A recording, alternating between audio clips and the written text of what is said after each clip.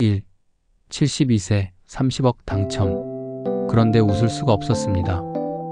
저는 올해 72 장석호입니다. 정년퇴직 후 외딴 섬마을에서 혼자 살아온 지 벌써 3년째입니다. 아내를 먼저 보내고 나서 자식들에게 폐 끼치기 싫어 스스로 선택한 삶이었죠. 과학교사로 40년을 일했으니 연금은 나오지만 솔직히 외로웠습니다. 그런데 지난달 믿기지 않는 일이 일어났습니다.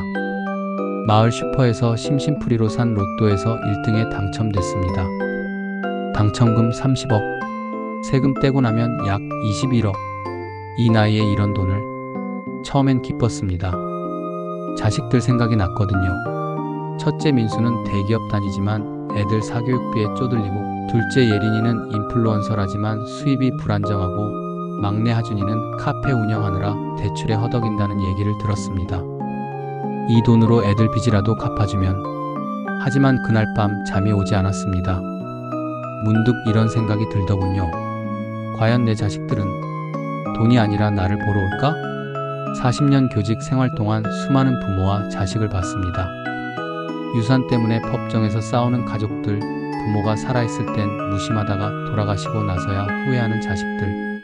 내 자식들은 다를 거야. 그렇게 믿고 싶었습니다. 하지만 확인하고 싶었어요. 이 거액을 물려주기 전에 단 한 번만이라도 그들의 진심을 보고 싶었습니다. 그래서 저는 결심했습니다. 일부러 건강이 안 좋은 척, 경제적으로 어렵다는 척 연기하며 세 자식을 모두 만나보기로요. 로또 당첨 사실은 철저히 숨긴 채로 말입니다. 돈이 아니라 아버지가 필요할 때 누가 내 곁에 있어줄까? 통장 잔고 21억을 보면서도 저는 단 한 번도 웃지 못했습니다. 오히려 두려웠습니다. 혹시 제가 키운 자식들이 돈만 보는 사람들이 아닐까 하는 무서운 상상이 머리를 떠나지 않았거든요. 다음 날 저는 첫째 아들에게 전화를 걸었습니다. 손이 떨렸습니다. 첫째 아들의 차가운 현실. 이게 내가 키운 자식입니까? 여보세요, 민수야.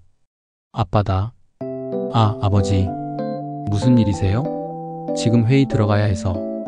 전화를 받자마자 바쁘다는 말부터 나오더군요. 하지만 저는 준비한 대로 말을 꺼냈습니다. 아빠가 요즘 몸이 많이 안 좋아서 말이야. 병원 검사도 받아야 하고 혹시 시간 내서 같이 가줄 수 있을까? 아버지, 이번 주는 정말 힘들어요. 프로젝트 마감이고 주말엔 준서 학원 상담도 있고. 첫째 아들 민수. 서울 대기업 과장으로 제법 잘 나가고 있습니다. 제 자랑이었죠.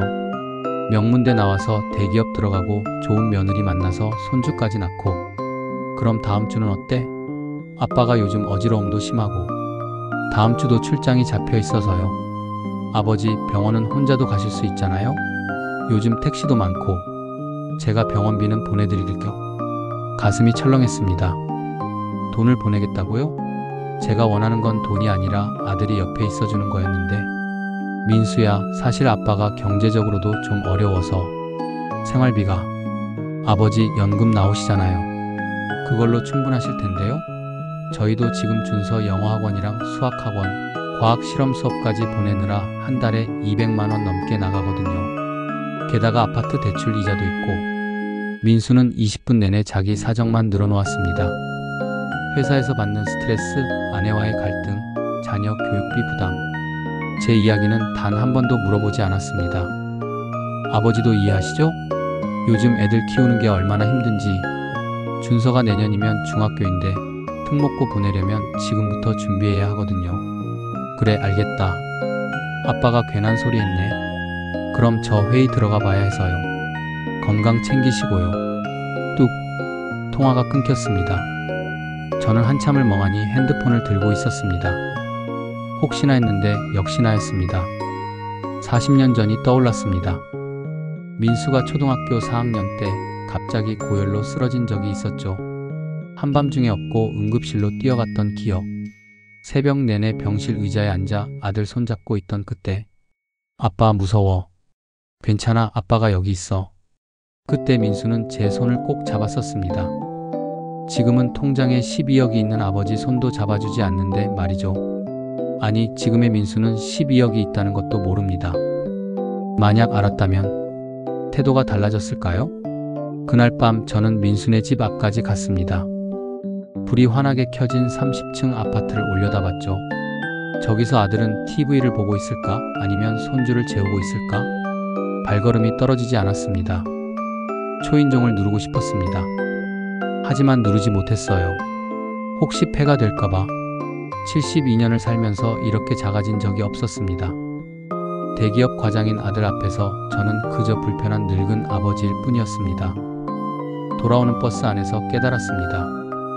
첫째 민수에게는 아버지보다 회사가, 효도보다, 자녀 교육이, 부모의 건강보다 아파트 대출이 더 중요하다는 것을요.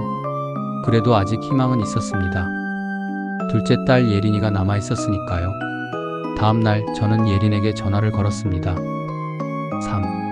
SNS에선 효녀 실제론 차단당했습니다. 예린아, 아빠야. 아빠. 잠깐만요. 지금 라이브 방송 중이라. 딸 예린의 목소리가 들렸습니다.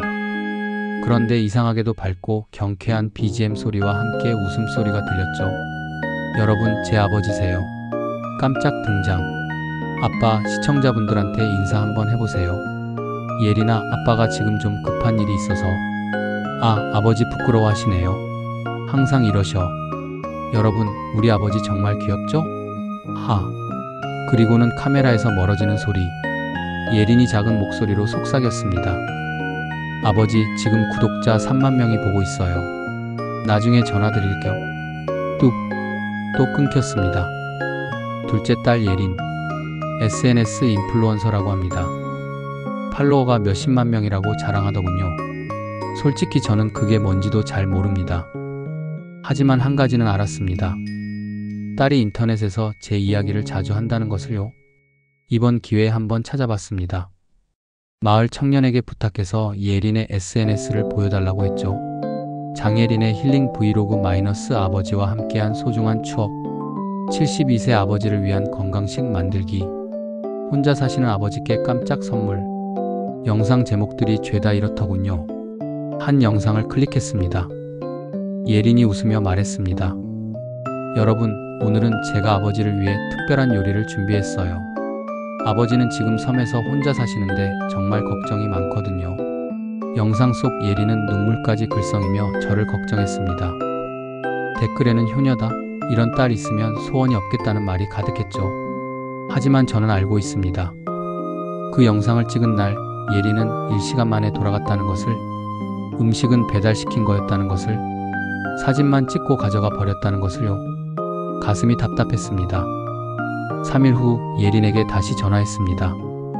예린아, 아빠가 요즘 너무 외로워서 말이야. 며칠만 같이 지낼 수 없을까? 아버지, 저 지금 콘텐츠 제작 일정이 꽉 차 있어요. 다음 달에 광고 계약도 들어왔고. 그래도 딸아, 아빠가 나이도 있고 혹시 무슨 일이라도 생기면. 아이고 아버지, 너무 걱정 마세요. 저 다음 주에 섬 콘텐츠 찍으러 갈 거예요. 그때 봬요. 반가운 마음에 물었습니다. 정말? 며칠이나 있을 거야? 촬영은 3시간 정도. 아버지와 함께하는 힐링타임 시리즈 찍으려고요. 조회수 잘 나오거든요. 그리고 아버지 촬영 동의서 보낼게요.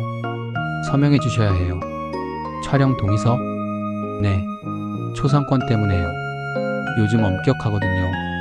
아버지 얼굴 나가면 광고 단가도 올라가고. 이거 방송에서 나가면 안 되는데. 그 순간 깨달았습니다. 예린에게 아버지는 콘텐츠였습니다. 조회수를 올려주는 소재였고 광고 단가를 올려주는 도구였죠. 예린아, 사실 아빠가 경제적으로 어려워서 생활비 좀 보태줄 수 있을까? 아버지, 인플루언서가 겉보기엔 화려해 보여도 수입이 불안정해요. 저도 이번 달 카드값 내기 바쁘고. 맞다. 아버지, 협찬받은 건강보조제 있는데 보내드릴게요. 그거 드시면 좋아지실 거예요. 그래, 알았다. 그럼 촬영 때 봬요. 그날 깨끗한 옷 입고 계세요. 촬영 잘 받으려면 보기 좋아야 하거든요. 전화를 끊고 나서 저는 오랫동안 멍하니 바다를 바라봤습니다. SNS에서는 효녀, 3만 명 앞에서는 아버지를 사랑하는 딸. 하지만 실제로는 3시간짜리 콘텐츠 소재. 옛날 생각이 났습니다. 예린이 고등학교 때 미술대회에 나간다고 밤새 그림을 그렸었죠. 상 받으면 미대 가는데 도움이 된다며 저는 밤새 옆에서 스탠드를 잡아줬습니다. 아빠, 손 안 아파? 괜찮아, 내 꿈을 위해서라면. 그때 예리는 제 손을 꼭 잡으며 말했습니다. 아빠, 나중에 내가 크면 아빠한테 정말 잘할게. 그 약속은 3시간짜리 촬영이 되어버렸습니다. 이제 남은 건 막내 하준뿐이었습니다. 솔직히 기대는 하지 않았습니다. 형과 누나도 이런데 막내는 오죽할까? 하지만 마지막 희망이었습니다. 다음날 저는 하준이 운영하는 카페로 향했습니다. 4. 가장 가난한 막내가 제게 전부를 주었습니다. 막내 하준의 카페는 골목 안쪽 낡은 건물 1층에 있었습니다. 하준의 작은 쉼터, 간판도 낡았고 유리창도 금이 가 있었습니다. 문을 열고 들어서자 오래된 원두 냄새가 났죠. 어서 오세요. 하준이 앞치마를 두른 채 환하게 웃으며 다가왔습니다. 그리고는 제 얼굴을 보자 깜짝 놀라더군요. 아버지, 어떻게 여기까지? 깜짝 방문이다. 아들 카페가 어떤지 보고 싶어서. 하준은 황급히 손님들 커피를 내리고 한쪽 자리로 저를 안내했습니다. 손수 커피를 내려주며 앉았죠. 아버지, 섬에서 여기까지 오시려면 배 타고 버스 갈아타고. 힘드셨죠? 미리 말씀하시지 그러셨어요. 제가 모시러 갔을 텐데. 괜찮아. 아빠가 아직 팔팔하지. 거짓말이었습니다. 사실 여기까지 오는데 6시간이 걸렸고 무릎은 쑤셨죠. 하지만 하준 앞에서는 내색하고 싶지 않았습니다. 세 아이 중 막내 하준이 제일 걱정이었습니다. 대기업 다니던 회사를 때려치우고 카페를 차렸거든요. 빚까지 내서요. 형이나 누나는 비웃었지만 저는 아들의 선택을 존중했습니다. 하준아, 사실 아빠가 오늘 할 말이 있어서 왔다. 네, 말씀하세요. 심호흡을 했습니다. 그리고 준비한 대로 말을 꺼냈습니다. 아빠가 빚을 졌어. 친구 보증을 잘못 써서 2천만 원 정도를 갚아야 하는데. 하준의 얼굴이 굳어졌습니다. 예상한 반응이었죠. 이 아이도 결국 형이나 누나처럼. 아버지, 하준이 제 손을 꼭 잡았습니다. 왜 진작 말씀 안 하셨어요? 뭐, 2천만 원이면 적은 돈이 아닌데 혼자 얼마나 걱정하셨어요. 하준은 바로 핸드폰을 꺼내 은행 앱을 열었습니다. 제 통장에 지금 500만 원 있어요. 일단 이거 드릴게요. 나머지는 제가 대출 알아볼게요. 야, 하준아, 너도 카페 대출 갚아야 하잖아. 괜찮아요. 아버지가 더 급하시잖아요. 저는 젊으니까 벌면 되죠. 아버지는. 하준의 눈이 붉어졌습니다. 아버지는 혼자 외딴 섬에서 사시면서 얼마나 외로우셨어요. 걱정도 되고 그런데 빚까지. 제가 아들인데 이럴 때 제가 안 도와드리면 누가 도와드려요. 그 순간 제 눈에서 눈물이 흘러내렸습니다. 72년을 살면서 자식 앞에서 운 건 처음이었습니다. 하준아, 아버지 울지 마세요. 다 해결할 수 있어요. 저 여기 카페도 있고 손님도 조금씩 늘고 있어요.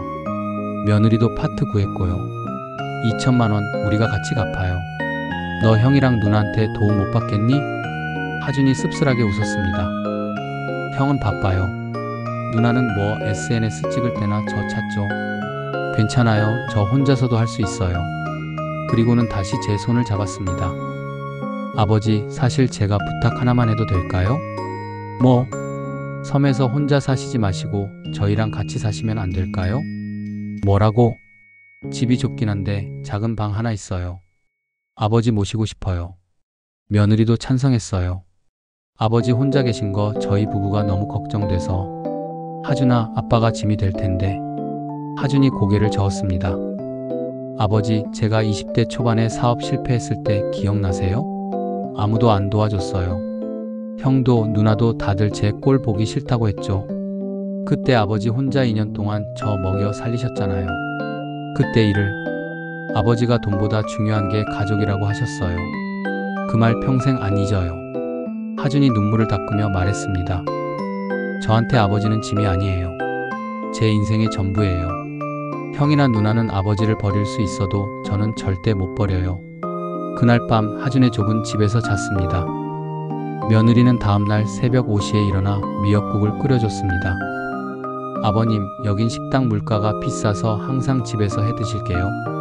마음 편히 계세요. 하준은 옆에서 덧붙였습니다. 아버지, 내일 은행 가서 대출 상담 받고 올게요. 2천만 원 우리 3년 안에 갚아요.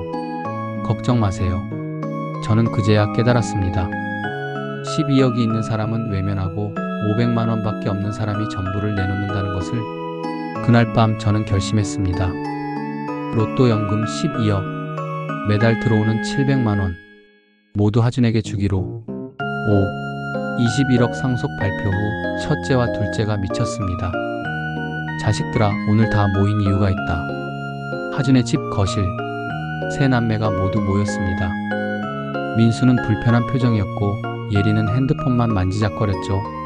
하준만 제 옆에 앉아 걱정스러운 눈으로 저를 바라봤습니다. 아버지, 건강 괜찮으세요? 갑자기 다 모이라고 하셔서. 민수가 시계를 힐끗 보며 말했습니다. 아버지, 빨리 말씀하세요. 저 7시에 회의 있어서요. 예린도 거들었습니다. 저도 오늘 촬영 있는데요. 뭔데 이렇게 급하게 부르신 거예요? 저는 천천히 입을 열었습니다. 사실은 아빠가 3개월 전에 로또 1등에 당첨됐다. 네. 세 자식의 눈이 동시에 커졌습니다. 로또 1등 당첨금 30억.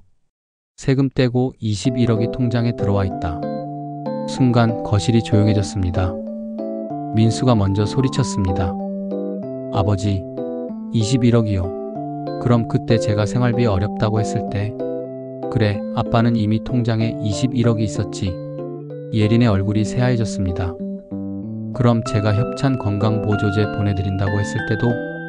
응, 아빠는 돈이 있었어. 하준만 멍하니 저를 바라봤습니다. 아버지, 그럼 그때 2천만 원 빚은? 거짓말이었다. 미안하다, 하준아. 아빠가 너희들 진심을 확인하고 싶었어. 민수가 벌떡 일어났습니다. 아버지, 그게 무슨 말씀이세요? 저를 시험하신 거예요. 그래, 시험했지. 제가 차갑게 말했습니다. 민수야, 넌 아빠가 병원 같이 가자고 했을 때 회의가 바쁘다고 했지. 돈 보내준다고 했어. 하지만 지금은 어때? 21억 얘기 나오자마자 표정이 확 달라졌네. 아, 아버지, 그건. 예린이 끼어들었습니다. 아버지도 너무하세요. 저 SNS에서 아버지 얘기 얼마나 많이 했는데요. 효녀 콘텐츠 찍느라 얼마나. 효녀 콘텐츠? 제가 비웃었습니다. 예린아, 넌 아빠한테 3시간 촬영하고 가면서 초상권 동의서 내밀었지. 아빠가 조회수 올려주는 도구였어. 그치? 예린의 입이 다물어지지 않았습니다. 하지만 하준이는 달랐어. 저는 막내 아들을 바라봤습니다. 이 녀석은 통장에 500만 원밖에 없으면서 다 내놨어. 대출까지 받겠다고 했지. 3년 동안 같이 갚자고. 그리고 아빠더러 같이 살자고 했어. 민수가 황급히 말했습니다. 아버지, 저도 그때 상황이 안 좋아서 그랬던 거예요. 지금이라도 제가 모실게요. 저희 아파트 넓잖아요. 예린도 덧붙였습니다. 아버지, 저도 이제 광고 계약 잘 돼서 수입이 안정됐어요. 효도할게요. 진짜로. 저는 고개를 저었습니다. 늦었어. 아빠는 이미 결정했다. 그리고 서류 봉투를 꺼내 탁자 위에 올려놨습니다. 로또 당첨금 21억 전액 하준이한테 증여한다. 서류는 어제 다 처리했어. 뭐라고요? 민수가 소리쳤습니다. 아버지, 저는 장남이에요. 21억을 막내한테 다. 민수야, 넌 대기업 과장이잖아. 연봉 8천에 아파트도 있고. 더 필요한 게 뭐 있어? 예린도 울먹이기 시작했습니다. 아버지, 저도 아버지 딸인데 한 푼도 없어요? 예린아, 넌 조회수 올리면 되잖아. 오늘 이 사연 콘텐츠로 만들어봐. 잘 나갈걸? 냉정했습니다. 하지만 해야 했습니다. 하준이 당황해서 말했습니다. 아버지, 저 이렇게까지 하실 필요 없어요. 형이랑 누나한테도. 하준아, 제가 아들의 손을 잡았습니다. 너만 아빠를 사람으로 봤어. 민수는 아빠를 불편한 짐으로 봤고 예린이는 콘텐츠로 봤지. 하지만 너는 아빠를 아버지로 봤어. 민수와 예린은 아무 말도 하지 못했습니다. 21억은 하준이 통장으로 이미 들어갔다. 그리고 아빠는 하준이 가족과 함께 살 거야. 민수가 문을 박차고 나갔습니다. 예린은 눈물을 흘리며 핸드폰을 만지작거렸죠. 아마 SNS에 하소연이라도 하겠죠. 하지만 상관없었습니다. 그로부터 6개월이 지났습니다. 오늘은 제 73번째 생일입니다. 새벽 6시 며느리가 방문을 두드렸습니다. 아버님, 미역국 끓였어요. 일어나세요. 며느리는 매일 아침 6시에 일어나 제 식사를 챙겨줬습니다. 직장 다니면서도요. 거실로 나가자 하준이 상을 차리고 있었습니다. 아버지 생신 축하드려요. 오늘 제가 연차 냈어요. 우리 같이 놀러가요. 연차를? 카페 괜찮겠니? 괜찮아요. 직원 고용했어요. 아버지 덕분에 요즘 장사도 잘 돼서요. 로또 당첨금 덕분에 하준의 카페는 완전히 새로워졌습니다. 대출도 다 갚았고 매장도 리모델링하고 직원도 뽑았죠. 식사를 하는데 하준이 조심스럽게 말했습니다. 아버지, 사실 오늘 말씀드릴 게 있어요. 뭔데? 며느리가 수줍게 웃으며 배를 쓰다듬었습니다. 아버님, 저희 아기 생겼어요.